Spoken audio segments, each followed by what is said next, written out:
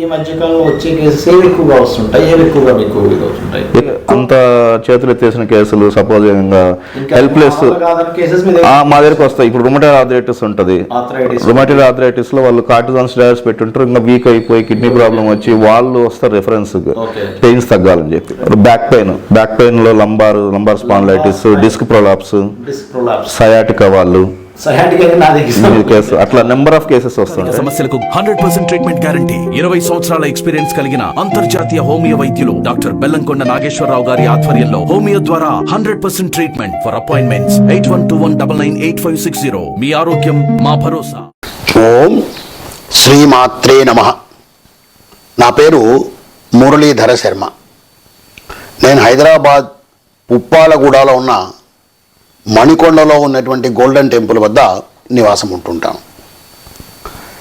గత వారం మనము వివాహం గురించిన ఒక ముఖ్యమైన అంశం గురించి తెలుసుకున్నాం. మన సనాతన ధర్మంలో, హిందూ సాంప్రదాయంలో వివాహానికి అత్యంత ప్రాధాన్యత ఉంది. ఆ వివాహానికి సంబంధించి ఏ గ్రహస్థితి ఏ విధంగా ఉంటుంది, ఉన్నప్పుడు వివాహం జరుగుతుంది. ఒకవేళ గ్రహస్థితి ఏదైనా తేడా ఉంటే వివాహాల్లో ఎలాంటి ఇబ్బందులు వస్తాయని తెలుసుకున్నాం. అయితే మన సాంప్రదాయంలో ఉన్నటువంటిది మరొకటి ప్రేమ వివాహం.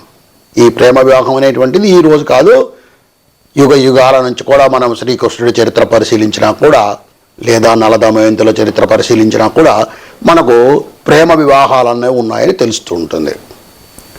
అయితే ఈ మధ్యకాలంలో ఈ ప్రేమ వివాహాల్లో చాలా తేడాలు వచ్చేసి విపరీతంగా ప్రేమించడం అనేటువంటిది ఎంత ఎక్కువగా ఉంటుందో విడిపోవటం అనేది కూడా, ఘర్షణ పడడం అనేది కూడా అంతే ఎక్కువగా ఉంటుంది. అందువల్ల ఈ విషయం మీద మనము జాతకరీత్యా అంటే జ్యోతిష భాగాన్ని ఉపయోగించుకొని ఈ సమస్యకి ఏమైనా, ఈ ప్రేమలో ఎవరైతే ఉన్నారో వాళ్ళు ఈ సమస్యలు నిజంగా ఉందా, వాళ్ళకి ఉంటే దానికి ఎలాంటి పరిష్కారం తెలుసుకోవాలి, దానివల్ల వాళ్ళ జీవితం సుఖంగా ఉంటుంది అనేటువంటి విషయాన్ని నేను ఈరోజు చెప్పే ప్రయత్నం చేస్తామంటే, జ్యోతిషం ద్వారా అంటే జాతక చక్రాన్ని పరిశీలించుకొని ఈ ప్రేమ వివాహంలో ఏమైనా ఆటంకాలు ఉన్నాయా, అసలు ప్రేమ వివాహం వరకు వెళ్తారా, ఒకవేళ వెళ్తే వివాహం జరుగుతుందా, జరిగితే అది నిలబడుతుందా, అలా నిలబడకుండా విడిపోయే పరిస్థితి వస్తే ఏదైనా పరిష్కారం చేసుకోవచ్చా అనేటువంటి విషయాలు చెప్పే ప్రయత్నం చేస్తాను. స్థూలంగా మీకు ఈ వీడియో వినటం ద్వారా ఏ రాశి వాళ్లకు ఎలా దీన్ని చూసుకోవాలి అనేది తెలుస్తుంది. ముఖ్యంగా మనము ఈ ప్రేమ వివాహాన్ని గురించి పరిశీలించాల్సి వచ్చినప్పుడు గ్రహాల కారకత్వాలు మనకు ముఖ్యంగా తెలియాలి. ప్రేమ వివాహంలో 4 గ్రహాలు అత్యంత ప్రాధాన్యతను కలిగి ఉంటాయి. శుక్రుడు, కుజుడు. ఈ ఇద్దరు కూడా ప్రేమకు సంబంధించినంత వరకు, ప్రేమ వివాహాలకు సంబంధించినంత వరకు అత్యంత ప్రధాన భూమికను చేస్తారు.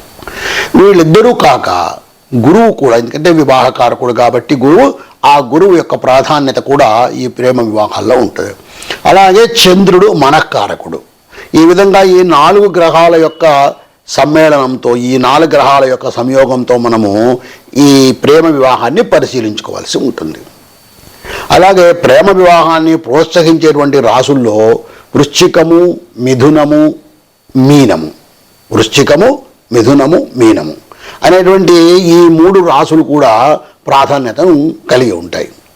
ఇంకా లగ్నము నుంచి చూసినట్టయితే మనకు పంచమ, సప్తమ భావము, ఈ 2 కూడా అత్యంత ప్రాధాన్యత కలిగి ఉంటాయి. పంచమ భావము ప్రేమ వివాహాన్ని సూచిస్తుంది లేదా ప్రేమను సూచిస్తుంది. సప్తమ స్థానము వివాహాన్ని సూచిస్తుంది. అలాగే 11వ స్థానం కూడా, ఏకాదశి స్థానం కూడా ఈ ప్రేమ వివాహాల్లో ప్రాధాన్యత కలిగి ఉంటుంది. ఇంకా ఇది కాక గ్రహ ఉచ్చ నీచ స్థితులు, అలాగే గ్రహాల యొక్క దృష్టులు కూడా చాలా ప్రధానమైనటువంటి పాత్రను కలిగి ఉంటాయి. గ్రహాల దృష్టులు నేను గత వీడియోలో కూడా చెప్పాను, మరొకసారి చెప్పే ప్రయత్నం చేస్తాను. ప్రతి గ్రహం కూడా తను ఉన్నటువంటి ఇంటి నుంచి 7వ ఇంటిని చూస్తూ ఉంటుంది. అంటే ఉదాహరణకు కుజుడు ఉన్నాడు, కుజుడు తన ఉన్నటువంటి ఆ ఇంటి నుంచి 7వ ఇంటిని చూస్తూ ఉంటాడు. ఆ 7వ ఇంటిని మాత్రమే కాకుండా కుజుడు 4, 8వ ఇంటిని కూడా చూస్తాడు. ప్రతి గ్రహము 7వ ఇంటిని చూస్తుంది. ప్రత్యేకించి కుజుడు 7వ ఇంటికి మాత్రమే, సప్తమ స్థానానికి మాత్రమే కాకుండా 4వ ఇంటికి, 8వ ఇంటికి కూడా తన కుజ దృష్టి కలిగి ఉంటాడు. అలాగే శనిని తీసుకున్నట్టయితే సప్తమ స్థానంతో పాటు 3వ ఇంటికి 10వ ఇంటికి కూడా ఈ గ్రహ దృష్టి, శని యొక్క దృష్టి ఉంటుంది. అంటే ఈ గ్రహము 3 స్థానాలను చూస్తూ ఉంటుంది అన్నమాట. సాధారణంగా అన్ని గ్రహాలు ఒకే ఒక స్థానాన్ని చూస్తే కుజుడు 3 స్థానాలను చూస్తాడు, శని 3 స్థానాలను చూస్తాడు, అలాగే గురువు కూడా 3 స్థానాలను చూస్తాడు. గురువు 5, 9 స్థానాలను కూడా చూస్తాడు. ఈ విధంగా మనకు గ్రహాల యొక్క దృష్టులు కూడా ప్రాధాన్యత వహిస్తాయి. ఇక ప్రేమ వివాహానికి సంబంధించినంత వరకు ఇందాకే చెప్పాను నేను, జాతకంలో 5వ స్థానం 5వ భావం అంటే లగ్నము నుంచి 5వ స్థానం, ఉదాహరణకు మేష లగ్నం అనుకుంటే మీది, అంటే మనం ఉదాహరణగా తీసుకొని పరిశీలిస్తున్నాం. మేషలగ్నం అనుకుంటే 5వ స్థానం మేషం, వృషభం, మిథునం, కర్కాటకం, సింహలగ్నం, సింహరాశి. ఆ సింహరాశి అనేటువంటి 5వ భావం, 5వ భావం. అక్కడ ఏ గ్రహాలు ఉన్నాయి, ఏ గ్రహాల యొక్క కలయిక ఉంది, ఏ గ్రహాలకు ఆ స్థానం యొక్క దృష్టి ఉంది, ఇలాంటిని తప్పకుండా పరిశీలించాలి. 5వ భావాన్ని, 5వ భావం ప్రేమను చూపిస్తే 7వ భావం 7వ భావం వివాహాన్ని సూచిస్తుంది. ఇక ఈ 2 అంటే 5, 7 ఈ 2 ఇంటికి సంబంధించిన గ్రహాలు ఒకదానితో ఒకటి పరివర్తన చెందినా కానీ, అంటే 5వ ఇంట్లో ఉండవలసినటువంటి 5వ ఇంటి యొక్క అధిపతి 7వ ఇంట్లో ఉండటము, 7వ ఇంటి యొక్క అధిపతి 5వ ఇంట్లో ఉండటము, లేదా ఈ 2 గ్రహాలు ఒకరినొకరు చూసుకుంటూ ఉండటము, ఇలాంటివి జరిగినా కూడా ప్రేమ వివాహానికి ఎక్కువగా అవకాశం ఉంటుంది. ఇంకా నేను ఇందాకే చెప్పాను శుక్రుడు అత్యంత ప్రాధాన్యత కలిగినటువంటి గ్రహము అని చెప్పి. అయితే ఈ శుక్రుడు కనుక వక్రస్థితిలో ఉంటే, మనకు తెలుసు కొన్ని గ్రహాలు వక్రస్థితిలో ప్రయాణం సహజంగా రాహుకేతువులు వక్రస్థితిని కలిగి ఉంటారు. అవి కాకుండా మిగిలిన గ్రహాలు, రవిని మినహాయించి మిగిలిన గ్రహాలు వక్రస్థితిని కూడా కలిగి ఉంటాయి. ఇలా వక్రస్థితిని కలిగి ఉంటే, శుక్రుడు ప్రత్యేకించి వక్రస్థితిని కలిగి ఉంటే ఆ ప్రేమ వివాహము జరిగే అవకాశం ఉండదు. ఇక కుజుడు యొక్క ప్రాధాన్యత చెప్పాను. శుక్రుడు కుజుడు వీళ్ళిద్దరు కనుక కలిసి ఉంటే, శుక్రుడు బలమైనటువంటి ప్రేమకు కారకుడైతే కుజుడు బలమైనటువంటి కోరికకు కారకుడు. ఈ విధంగా ఈ 2 గ్రహాలు ఎక్కడ కలిసి ఉన్నా కూడా, అంటే 5వ భావంతో సంబంధం లేదు, 7వ భావంతో సంబంధం లేదు, ఎక్కడైనా కానీ కుజ శుక్రులు కలిసి ఉంటే కనుక వాళ్ళలో ప్రేమ అనేటువంటిది పుట్టే అవకాశం ఉంటుంది. అది ముందుకు వెళ్తుందా లేదా అనేటువంటిది మిగతా గ్రహాల యొక్క స్థితి మీద ఆధారపడుతుంది. అయితే శుక్ర కుజులు కలిసి ఉంటే తప్పకుండా ఇది ప్రేమకు ఆస్కారాన్ని కల్పిస్తుంది. లవ్ అని అంటుంటారు కదా, ఈ మధ్య ఎక్కడ చూసినా కానీ ఈ పదమే వింటున్నాం. సినిమాల్లో చూసినా, లేకపోతే మనం యూట్యూబ్లో చూసినా, లేకపోతే ఎలాంటి సామాజిక మాధ్యమాల్లో చూసినా కూడా ఈ సబ్జెక్టే వింటున్నాం. కాబట్టి ఈ 2 గ్రహాలు కనుక కలిసి ఉంటే కనుక జాతకంలో తప్పకుండా ఆ జాతకుడు లేదా జాతకురాలు ప్రేమ వైపు వెళ్ళే అవకాశం ఉంటుంది. అలాగా ఈ కుజుడు శుక్రుని మీద దృష్టిని కలిగి ఉంటే, చెప్పాను కుజునికి 3 విధాలుగా దృష్టి ఉంటుందని, 4, 7, 8 స్థానాలు. కుజుడు కనుక శుక్రుడిని 4వ స్థానంలో కానీ లేదా 7వ స్థానంలో కానీ చూస్తూ ఉంటే ప్రేమ వివాహం జరిగే అవకాశం ఎక్కువగా ఉంటుంది. ఇంతకుముందు చెప్పాను కుజుడు శుక్రుడు కలిసి ఉంటే అవకాశం ఉంది అని. లేదు వీళ్ళిద్దరూ కలిసి లేరు కానీ దృష్టిని కలిగి ఉన్నాడు, కుజ దృష్టి శుక్రుడి మీద ఉంది, 4వ స్థానం నుంచి కానీ 7వ స్థానం కానీ. అలా కాకుండా 8వ స్థానాన్ని కనుక చూస్తూ ఉంటే అప్పుడు కూడా ప్రేమకు అవకాశం ఉంటుంది. కానీ ఆ ప్రేమ వివాహము జరిగే అవకాశము లేదా జరిగినా కూడా అది నిలబడే అవకాశము ఉండదన్నమాట. అంటే కుజ దృష్టి 4వ స్థానంలో ఉన్న శుక్రుడిపై కానీ లేదా 7వ స్థానంలో శుక్రుడు ఉంటే అక్కడ కానీ ఉంటే ఎటువంటి ఇబ్బంది ఉండదు, ప్రేమ వివాహం ముందుకు వెళ్ళే అవకాశం ఉంటుంది. అలాగా 8వ స్థానం వైపు కనుక దృష్టి ఉంటే, అంటే శుక్రుడు 8వ ఇంట ఉండి కుజుడు ఆ స్థానాన్ని చూస్తూ ఉంటే కనుక అప్పుడు ఈ వివాహం విడిపోయే అవకాశం ఉంటుంది. ఇంకా ఇదే కాకుండా మనము ఇప్పుడు లగ్నం గురించి చూసాం. ఏ కండిషన్స్ అయితే, ఏ నియమాలు అయితే మనం చూసామో ఒక లగ్నం నుంచి శుక్రుల యొక్క శుక్ర కుజ సంబంధాన్ని, అదే విధమైనటువంటి సంబంధాన్ని మనము అంశచక్రంలో కూడా, నవాంశ చక్రం అంటాం కదా, ఈ నవాంశ చక్రంలో కూడా పరిశీలించుకోవచ్చు. నవాంశ అనేది మరింత ఇంకా స్పష్టతనిచ్చేటువంటి అవకాశం ఉంటుంది, ప్రత్యేకించి ఈ వివాహాల విషయంలో. ఇక అంశచక్రంలో, నవాంశ చక్రంలో శుక్రుడు రవి కనుక కలిసి ఉంటే, నేను చెప్పాను కదా శుక్రుడు కుజుడు కలిసి ఉంటే ప్రేమ వివాహానికి దారితీస్తుందని. అలా కాకుండా నవాంశ చక్రంలో శుక్రుడు రవి కనుక కలిసి ఉంటే అది విడాకులకు కూడా దారితీసే అవకాశం ఉంటుంది. ఇంకా ఈ కుజ శుక్రులు కలిసి ఉన్నప్పుడు ఇక్కడ నవాంశ చక్రంలో, లగ్నంలో కాకుండా నవాంశ చక్రంలో కుజుడు శుక్రుడు కనుక కలిసి ఉంటే, అట్లాంటి జాతకుడు పురుష జాతకంలో కనుక ఉంటే ఆ జాతకుడు భార్యను నిర్లక్ష్యం చేయటము, ఇతర సంబంధాలు కలిగి ఉండే అవకాశం కూడా ఉంటుంది. ఎందువల్ల అంటే ఈ శుక్రుడు అనేటువంటి ప్రేమకారకుడు అవుతాడు, కుజుడు బలమైన కోరికకు కారకుడవుతాడు. వీళ్ళిద్దరూ కలిసి ఉన్నందువల్ల ఇలాంటి పరిస్థితులు ఏర్పడుతుంటాయి. శుక్రుడు చంద్రుడితో కలిసి ఉన్నా కూడా ప్రేమ వ్యవహారం ఉంటుంది. చెప్పాను చంద్రుడు మనకారకుడు అని చెప్పి. ఈ కోరికలు బాగా ఎక్కువగా ఉండేటువంటిది, ఇట్లాంటి వాటి మీద ఎక్కువగా ఉన్నటువంటి వాడు శుక్రుడు. ఈ శుక్రుడు చంద్రుడు కనుక కలిసి ఉంటే మనసు నియంత్రణ లేకుండా ప్రేమ వివాహం వైపు వెళ్ళే అవకాశం ఉంటుంది. ఇలాంటి పరిస్థితి 11వ భావంలో కూడా వీళ్ళిద్దరూ కలిసి ఉంటే, 5వ స్థానంలో అయినా 11వ స్థానంలో అయినా శుక్రుడు చంద్రుడు వీళ్ళిద్దరు కలిసి ఉన్నా కూడా ప్రేమ వివాహం వైపు వెళ్ళే అవకాశం చాలా ఎక్కువగా ఉంటుంది. ముఖ్యంగా ఈ ఏకాదశ భావం అంటే 11వ భావం చెప్పాను కదా, రాశులను మనం పరిశీలిస్తున్నప్పుడు 5, 7, 11 స్థానాలను తప్పకుండా చూసుకోవాలని. 5వ స్థానం ప్రేమను సూచిస్తుంది, 7వ స్థానం వివాహం చూపిస్తుంది, 11వ స్థానము ఆ వ్యక్తి యొక్క పరిచయాలను గురించి తెలుపుతుంది మనకు. అంటే ఎలాంటి పరిచయాలు కలిగి ఉంటాడు ఆ వ్యక్తి, ఆ జాతకుడు లేదా జాతకురాలు. ఆ 11వ స్థానంలో పాపగ్రహాలు ఉండడము, లేదా 11వ స్థానంలో నీచ స్థితిని పొందిన గ్రహాలు ఉండడము, లేదా పాపగ్రహాల యొక్క దృష్టి ఉండడము, ఇలాంటివన్నీ జరిగినప్పుడు ఈ వివాహ విషయంలో కూడా చాలా ఇబ్బందులు వచ్చే అవకాశం ఉంటుంది. ముఖ్యంగా ఈ 11వ ఇంట శుక్రుడు చంద్రుడు కనుక కలిసి ఉంటే వాళ్ళిద్దరు స్నేహితులుగా ఉండి తర్వాత వివాహానికి దారితీసే అవకాశం ఉంటుంది. 11వ ఇంట్లో శుక్రుడు చంద్రుడు కనుక కలిసి ఉన్నట్టయితే అలాంటి అవకాశము ఆ జాతకులకు ఉంటుంది. అలాగే జాతక చక్రంలో చంద్రుడి నుంచి 5, 7 భావాలలో శుక్రుడు ఉన్నా కూడా మనకు ప్రేమ వివాహానికి అవకాశం ఉంటుంది. ఇందాక చెప్పాను లగ్నం నుంచి 5, 7 స్థానాలని. లగ్నం నుంచే కాకుండా చంద్రుడి నుంచి కూడా ఇలాంటి పరిస్థితే ఉంటుంది. చంద్రుడి నుంచి 5వ స్థానంలో కానీ 7వ స్థానంలో కానీ శుక్రుడు ఉన్నట్టయితే అది ప్రేమ వివాహానికి దారితీసే అవకాశం ఉంది. అయితే ఇవన్నీ ఉన్నా కూడా ఇతర గ్రహాల యొక్క దృష్టి కూడా చాలా ముఖ్యం. అందుకే నేను చెప్పాను ఇతర గ్రహాల యొక్క దృష్టిని మనం జాగ్రత్తగా చూసుకోవాలి. కేవలము శుక్రుడు కుజుడు కలిసి ఉన్నారు లేదా శుక్రుడు చంద్రుడు కలిసి ఉన్నారు కాబట్టి నాకు వివాహం అయిపోతుంది, నేను ప్రేమ వివాహం తీసుకుంటాను, దానివల్ల నేను సుఖంగా ఉంటాను అట్లానే అనుకోవడానికి వీల్లేదు.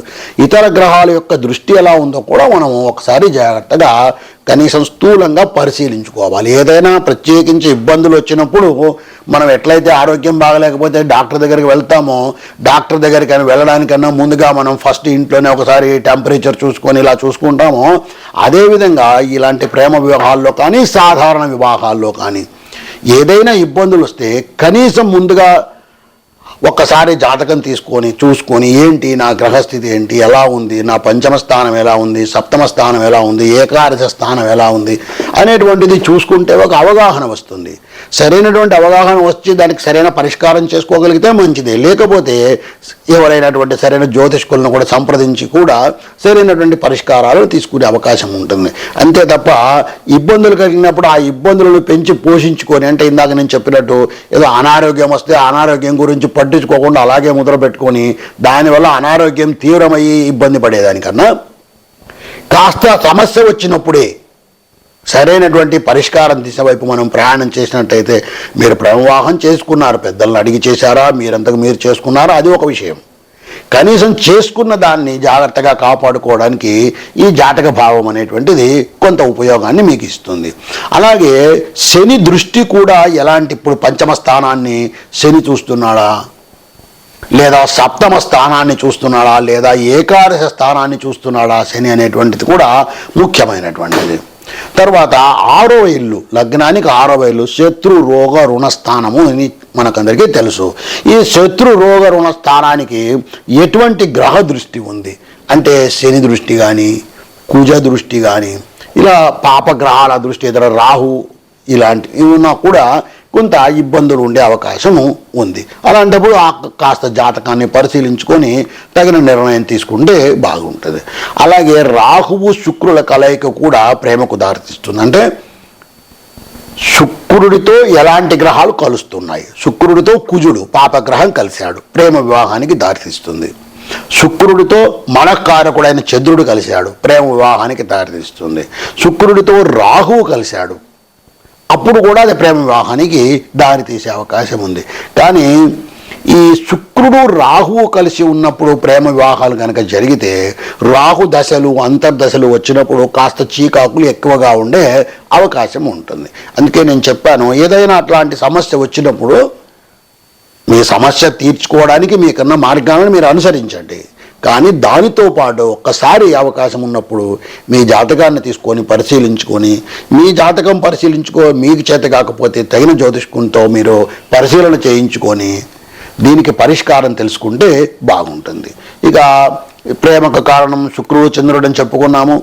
ప్రేమ నిర్ణయం తీసుకోవడానికి కుజుడు రాహువు ముఖ్యమైనటువంటి గ్రహాలని చెప్పుకున్నాం. ఈ విధంగా మనము ప్రేమ వివాహానికి ఎలాంటి పరిస్థితులు దారితీస్తాయి, ఏ ఏ గ్రహాలు కలిసి ఉంటే ప్రేమ వివాహానికి దారితీసే అవకాశం ఉంది, ఏ ఏ గ్రహాల యొక్క దృష్టి ఉంటే ప్రేమ వివాహానికి దారితీసే అవకాశం ఉంది, అలాగే ఏ ఏ గ్రహాలు ఎక్కడ ఉన్నప్పుడు లేదా ఏ దృష్టిని కలిగినప్పుడు ఈ ప్రేమ వివాహాలు ఇబ్బందులు పడే అవకాశం ఉందనేటువంటిది కూడా మనము ఇప్పటివరకు తెలుసుకున్నాము.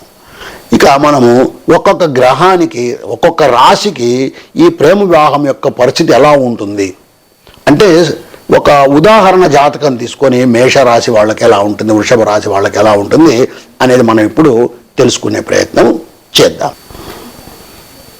ఇప్పుడు మనము మకర లగ్నంలో జన్మించినటువంటి జాతకులకు ఈ ప్రేమ వివాహం గురించి ఎలాంటి అవకాశం ఉంది అనేటువంటిది పరిశీలిద్దాం. అంటే ఈ జాతకుడి యొక్క ఈ గ్రహస్థితిని చూసి ఇలాంటి గ్రహస్థితి ఉన్నటువంటి జాతకుడు ప్రేమ వివాహం వైపు వెళ్ళే అవకాశం ఎంత ఉంది, ఉంటే ఆ వివాహం నిలబడే అవకాశం ఉందా లేదా, ఇలాంటివి మనం పరిశీలిద్దాం. లగ్నము మకర లగ్నము. మకర లగ్నములో ఎటువంటి గ్రహాలు కూడా లేవు. మీనం అంటే లగ్నానికి 3వ ఇంట మీనరాశిలో రాహు ఉన్నాడు. 4వ ఇంట బుధుడు గురువు ఉన్నారు. వివాహకారకుడు గురువు 4వ ఇంట ఉన్నాడు. ఇక పంచమ స్థానంలో వృషభ రాశిలో శుక్రుడు ఉన్నాడు. కళత్రకారకుడు ప్రేమకు కారకుడైనటువంటి శుక్రుడు పంచమ స్థానంలో ఉన్నాడు. లగ్నానికి 6వ ఇంట మిథునములో పాపగ్రహమైనటువంటి రవి ఉన్నాడు. అంటే శత్రురోగ రుణ స్థానంలో రవి ఉన్నాడు. అష్టమంలో 9వ ఇంట, అష్టమం కాదు 9వ స్థానంలో కన్యా రాశిలో చంద్రుడు కేతువు ఉన్నారు. వృశ్చికంలో శని కుజులు ఉన్నారు. వృశ్చికంలో శని కుజులు అంటే లగ్నాధిపతి అయినటువంటి శని లగ్నానికి 11వ ఇంట కుజుడితో కలుసుకొని ఉన్నాడు. ఇది గ్రహస్థితి. ఇటువంటి గ్రహస్థితి ఉన్నప్పుడు వివాహం ఎలా ఉంటుంది, ప్రేమ వివాహమే పరిశీలిద్దాం. మరొక్కసారి గ్రహస్థితి చెప్తాను. మకర లగ్నము, లగ్నంలో గ్రహాలు లేవు. మీనంలో రాహువు, మేషంలో గురువు బుధుడు, వృషభంలో శుక్రుడు, మిథునంలో రవి, కన్యలో చంద్రుడు కేతువు, వృశ్చికంలో శని కుజులు.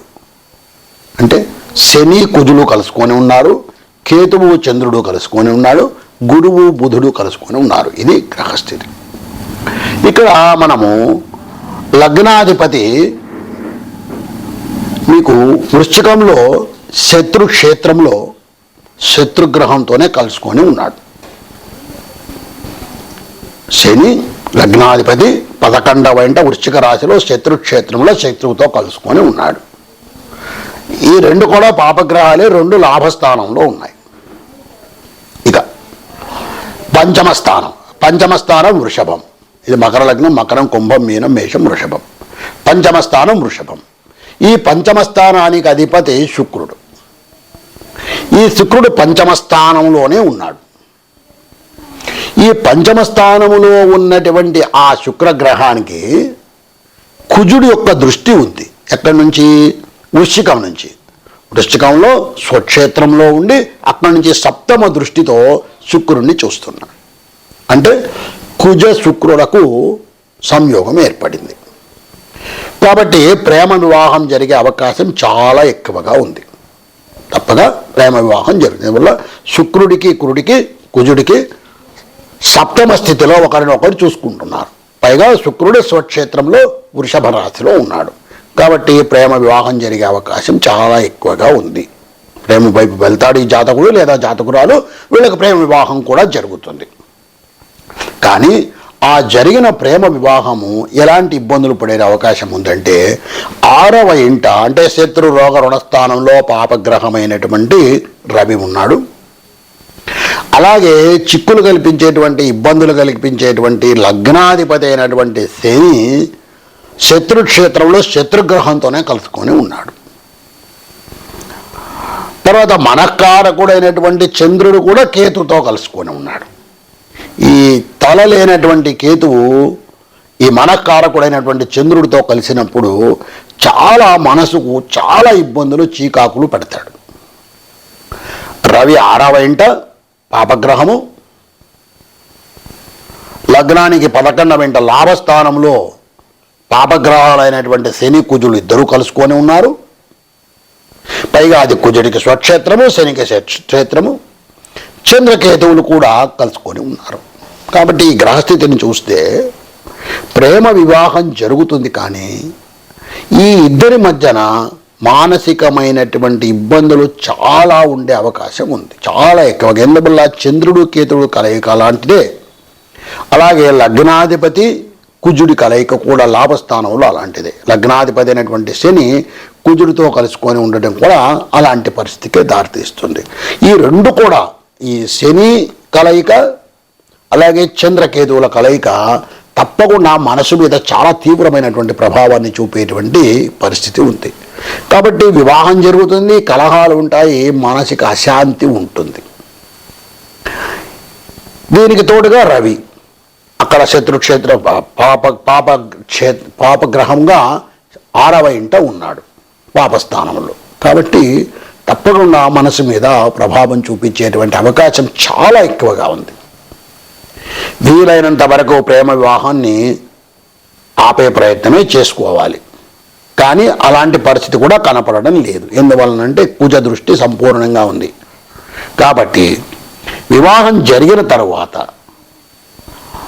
తప్పకుండా వీళ్ళు భగవంతుడి యొక్క అనుగ్రహం కోసం ప్రయత్నం చేయాలి.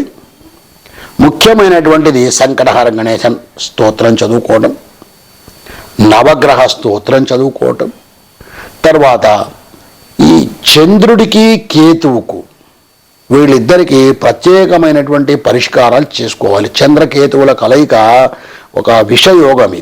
ఇది చాలా ఇబ్బందులు పెట్టేటువంటి గ్రహస్థితి ఇది, ఈ చంద్రకేతువుల కలయిక. కాబట్టి చంద్రకేతువులకు తగినటువంటి పరిష్కారం చేసుకోవాలి. రవికి కూడా పరిష్కారం చేసుకోవాలి, పాపక్షేత్రంలో ఉన్నాడు. అలాగే శనికి కూడా పరిష్కారం చేసుకోవాలి. జాతకులు వాళ్ళ యొక్క స్థాయిలో శివార్చన చేయటం ప్రత్యేకించి, లేదా హనుమంతుడికి అర్చన చేయటం, తర్వాత శివాలయాల్లో ప్రదక్షిణాలు దీపారాధనలు చేయటం, ప్రత్యేకించి ప్రదోష కాలాల్లో చేయటం. ఎందువల్లంటే ఈ కేతువు కలయిక ఉంది కాబట్టి, చంద్రుడు కేతువు కలయిక కాబట్టి ప్రదోష కాలంలో శివాలయంలో దీపారాధనలు చేయటం, ప్రదక్షిణం చేయటం, ఇలాంటివి చేయటం తప్పకుండా కొంత మంచి ఫలితాన్ని ఇస్తుంది, మనసు మీద ప్రభావాన్ని తగ్గిస్తుంది. కానీ అంతటితో సమస్య పరిష్కారం అవుతుందని నేను ఆశించట్లేదు. కానీ తప్పకుండా కొంత ఉపశమనం అయితే కలుగుతుంది ఈ ప్రయోగాలు చేయడం వల్ల. ఏది సంకటహర గణేశన్ స్తోత్రం చదువుకోవడం, నవగ్రహ స్తోత్రం చదువుకోవడం, శివాలయంలో ప్రదోష కాలంలో దీపారాధనలు చేసి ప్రదక్షిణాలు చేయటం, ఇలాంటి వాటి వల్ల. ఇంకా తీవ్రత ఇంకా ఉన్నప్పుడు తప్పకుండా తగినటువంటి జ్యోతిష్కులకు చూపించి చంద్ర కేతు రవి శని గ్రహాలకు, వీరైతే కుజుడికి కూడా, ఈ 5 గ్రహాలకు లేదా 6 గ్రహాలకు తప్పకుండా తగిన విధంగా జపాలు చేయించుకొని అభిషేకాలు చేయించుకోవడం వల్ల కాస్త ప్రశాంతత చిక్కి ఈ వివాహం నిలబడే అవకాశం ఉంటుంది. కాబట్టి ఈ విధంగా నేను చెప్పిన పరిష్కారాలు చేసుకొని జీవితం సుఖమయం చేసుకుంటారని ఆశిస్తున్నాను. శ్రీమాత్రే నమః.